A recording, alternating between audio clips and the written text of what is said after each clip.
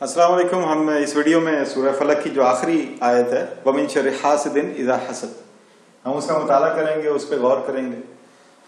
पहले इसका तर्जुमा करते हैं। वाह का मतलब और, मिन का मतलब से, फ्रॉम, शर का तर्जुमा शरी है। इज़ा हम पढ़ चुके हैं पिछली आयत में। इज़ा का मतलब जब।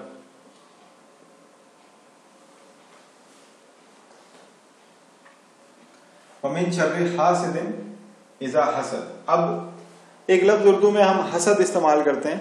हसद का मतलब है जेलिसी।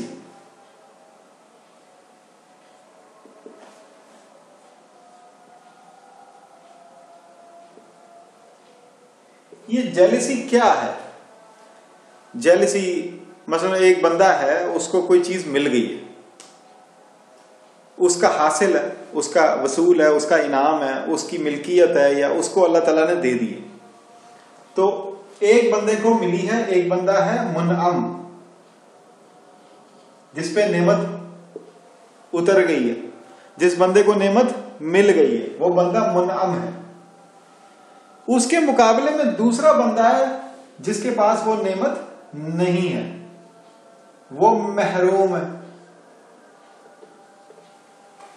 अरबी में महरूम, ये भी अरबी का लफ्ज है। तो एक मुनअम है और एक महरूम है। जिसको ये नहीं मिली वो महरूम है, जिसको मिली हुई है वो मुनअम है। अब ये जो महरूम साहब हैं, ये मुनअम साहब के बारे में सोचते रहते हैं बैठे हुए कि इसको ये क्यों मिल गई, ये तो इस काबिल ही नहीं था, और अगर इसको मिल गई तो इससे ज्यादा तो मैं इसका मुस्तहिक था। तो वो उसके बारे में कुछ ना कुछ ऐसे ख्यालात, नेगेटिव ख्यालात सोचता रहता है। ये कौन? जिसको ये नहीं मिली नेमत।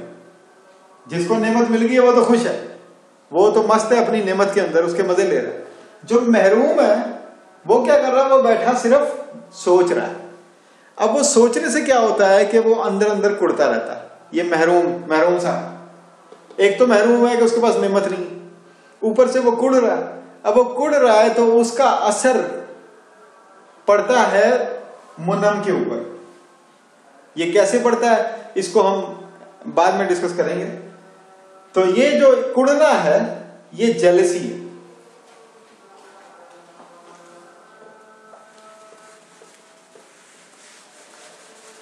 अंदर अंदर सड़ते रहना, कुड़ते रहना। हासिद का तर्जुमा करने की जरूरत नहीं, क्योंकि हम हासिद का लफ्ज उर्दू में इस्तेमाल करते हैं।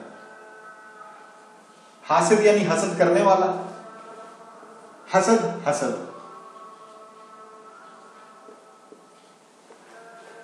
और मैं पनाह मांगता हूं या मैं पनाह मांगती हूं हासिद के शर से जब वो हसद करे। अच्छा, अब हम ये देखेंगे कि हसद करने वाले के शर से हमें क्यों पनाह मांगनी पड़ती है। होता यह है कि हम जो है इंसान जो है वो ये मिट्टी के इंसान नहीं है। ये जो मिट्टी का जिस्म हमारा, गोश्त और हड्डियां ये हैं, ये इंसान नहीं है। इसके अंदर एक असल इंसान इसके अंदर है। वो असल इंसान जो है उसको इंग्लिश में कहते हैं ऑरा। या कभी गूगल में जाएं और लिखें ह्यूमन ऑरा।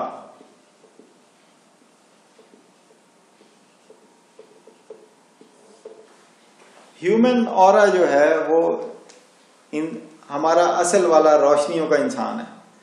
इस पे साइंसदान, मगरिब के साइंसदान बहुत ज्यादा रिसर्च कर रहे हैं, और वो उन्होंने ये देखा है कि कोई भी इंसान है उसका जो ऑरा है, हमारे अंदर जो रोशनियां हैं, हम रोशनियों के बने हुए हैं अंदर, वो ऑरा निकल जाता है तो हम मर जाते हैं, वो ऑरा रहता है तो हम जिंदा हैं। यानी हम रोशनियों के बने हुए हैं। जो हमारा असल वजूद है, जो हमारी जान है, जो हमारी रूह है, वो रोशनियों की बनी हुई है। उस रोशनियों को अल्लाह ताला अपने नूर से चला रहा है। तो वो एक तवील सब्जेक्ट है, उसमें हम नहीं पढ़ेंगे। हम सिर्फ इस पे गौर करेंगे कि हसद किस तरह अमल करता है। तो हमारे अंदर एक हरारत है, एक रोशनी है, एक जान है। वो जान हर वक्त मुतहर्रिक रहती है।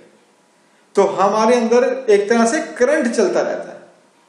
हमारे अंदर जिंदगी का करंट चल रहा है। تو یہ ڈاکٹر لوگ جو ہیں وہ بڑے اچھی طریقے سے جانتے ہیں کہ باڈی کے اندر ہر وقت کرنٹ دوڑتا رہتا ہے. وہ کرنٹ جب آدمی مر جاتا ہے, اس میں سے جان نکل جاتی ہے, تو وہ کرنٹ بند ہو جاتا ہے. کیوں؟ کیونکہ وہ جو اندر والی جان ہے اس کے اندر کرنٹ ہے. جب وہ جان نہیں رہی تو کرنٹ بھی ختم ہو گیا, وہ بھی نہیں رہا. تو یہ جو جان ہے جو اندر ہے اس کا ایک مظاہرہ جو ہے وہ ہے اورا. اس اورا کی آپ کو بہت ساری تصویریں مل جائیں گی. آپ آن لائن جائیں, گوگل میں سرچ کریں ہیومن اورا, AURA, ہیومن اورا. آپ کو پتہ چل جائے گا کہ انسان جو ہے وہ روشنیوں کا بنا ہوا ہے. اسی طرح جاندار جتنے بھی ہیں وہ سارے جاندار روشنیوں کے بنے ہیں.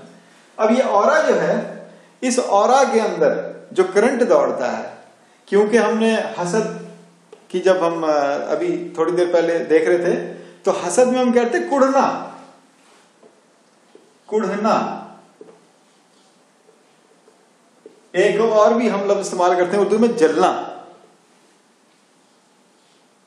یا سلگنا. یہ جلنے, اندر اندر سلگنے, اندر اندر کڑنے سے کیا ہوتا ہے کہ آپ کے اورا جو ہے وہ بیمار ہو جاتا ہے. یہ اورا کیا ہو جاتا ہے؟ بیمار. چاہے وہ بندہ شکل سے اور ڈاکٹر دیکھ کے اس کو کہے کہ یار یہ تو صحت مند ہے, لیکن اس کا اورا بیمار ہے. اگر ابھی بیمار وہ بندہ بیمار نہیں ہوا تو وہ کبھی نہ کبھی جا کے بڑا شدید بیمار ہو جائے گا. کیوں؟ کیونکہ وہ حسد کر رہا ہے. تو حسد کرنے والا بندہ زیادہ دیر صحت مند نہیں رہ سکتا. یہ آپ یاد رکھیں. عام طور پہ جو لوگ بہت زیادہ حسد کرتے ہیں, دو چیزیں ان میں ضرور ہوتی ہیں. ایک تو یہ ان میں بلڈ پریشر بہت زیادہ ہوتا ہے. بلڈ پریشر کی جو شکایت ہے, اگر وہ غصہ بھی ساتھ ساتھ کرتے ہیں تو بلڈ پریشر ہائی ہوتا ہے. اگر وہ اندر اندر کڑتے رہتے ہیں تو ان کا بلڈ پریشر لو, بہت اس کی شکایت رہتی ہے. دوسرا, جو حسد کرنے والے لوگ ہیں ان کو قبض کی شکایت بہت زیادہ ہوتی ہے. کیوں؟ کیونکہ ان کی جسم میں جو پانی جا رہا ہے وہ اس پانی کو جسم کو استعمال ہی نہیں کرنے دے رہے. وہ اس پانی کو جلاتے جا رہے ہیں, اس کو سلگاتے جا رہے ہیں, اس کو کاٹتے جا رہے ہیں. تو یہ حسد کرنے والے کا جو اورا ہے وہ بیمار ہو جاتا ہے اندر سے. اب وہ جب بیمار ہوتا ہے تو وہ پھر خود ہی بیمار نہیں ہوتا, اس بیماری کی لہریں جو ہیں وہ دوسرے لوگوں کو بھی متاثر کرتی ہیں. تو جب آپ پناہ مانگ رہے ہیں, حسد کرنے والے کے حسد سے پناہ مانگ رہے ہیں, جو آپ جیلس ہے آپ سے, اس کی جیلسی کے شر سے آپ پناہ مانگ رہے ہیں, تو آپ دراصل کس سے پناہ مانگ رہے ہیں؟ اس بندے کے اورا میں سے بیمار جو لہریں نکل رہی ہیں, ان بیمار لہروں سے, بیمار سوچوں سے, بیمار خیالات کی لہروں سے آپ پناہ مانگ رہے ہیں اللہ کی. تو کسی ایسے بندے کے پاس بیٹھنا, کسی ایسے بندے کے ساتھ رہنا جو کہ ہر وقت کڑتا رہے, ہر وقت جلتا رہے, اس کے ساتھ رہنے سے وہ بھی بیمار ہوتا ہے, آپ بھی بیمار ہو جاتے ہیں. یہ کوئی ایسی بات نہیں ہے جو آپ کو نہ پتا ہو, کیونکہ اس چیز کا مشاہدہ ہر کسی کو ہوتا ہے, بار بار ہوتا ہے. تو یہ اتنی جو تفصیل آپ کو بتائی ہے, یہ آپ کو صرف اس لیے بتائی تاکہ آپ اس پہ غور کریں, اور آپ کی شخصیت میں اگر حسد کرنے کی ایک صفت ہے تو اس کو آپ ختم کریں.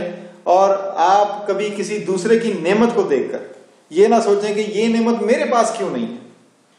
آپ اس کو محروم کرنے کا خیال اور اپنے اس کو چھین لینے کا خیال, یا کچھ لوگ یہ بھی ہوتے ہیں کہ اللہ کرے اس کے پاس رہے ہی نہ, اللہ کرے یہ اس کو ملے ہی نہ.